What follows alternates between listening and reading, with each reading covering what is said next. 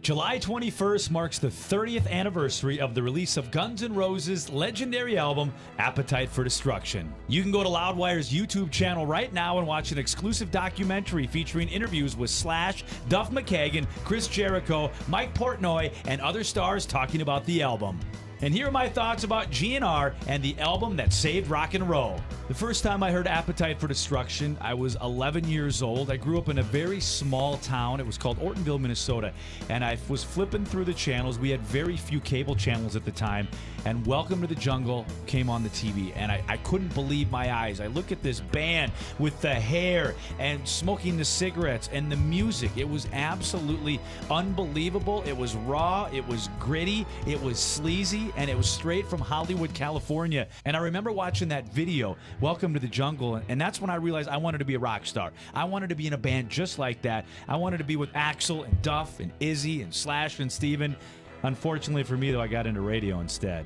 What Guns N' Roses did for rock and roll, they were pioneers, really, for arena rock, hair metal. I mean, you had Motley Crue and Def Leppard, but Guns N' Roses blasted doors for everybody else, for the Poisons, the Britney Foxes, the Kicks, the LA Guns, all the other bands that followed in that Hollywood tradition. They were signing record contracts left and right because A&R guys were looking for the next Guns N' Roses, the next big band to do exactly what Axl and the boys did. And it was hard to replicate that because the thing about GNR in that album, every song is good. From track 1 all the way to Rocket Queen on 12. There's no duds in that album. How many albums do you say that about where there's not one bad song in there? And Appetite for Destruction, every track is solid on that album.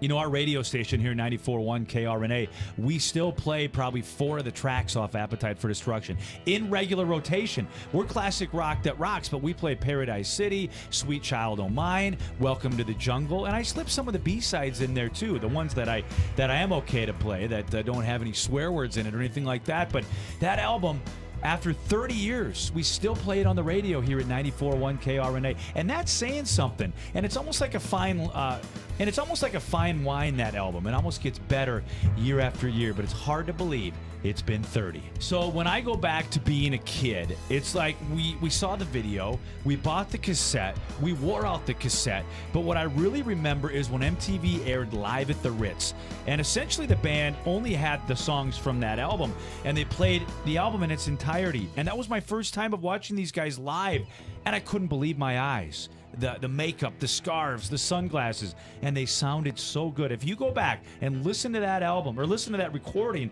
of that live concert, it's unbelievable. And the fact that they were fueled with Budweiser, Jack Daniels, who knows what else was in their system. For these guys to put out a live product like they did, it was absolutely phenomenal. The last thing I'll say about this album, Mike Klink produced this masterpiece, and I don't know how he did it. These guys were a bunch of ragtag degenerates, if you will, living on the streets of Hollywood. Yet he got the 5 of them in a room to record this awesome music in between benders and sessions where these guys were strung out for days. How Mike Klink got these guys into one room and recorded, in my mind, the best heavy metal hard rock album of all time, I guess we'll never know the answer to that. But this is truly a classic. There is no better hard rock or heavy metal album than Appetite for Destruction. It will always be #1 on the list. The impact that Appetite had. Boom!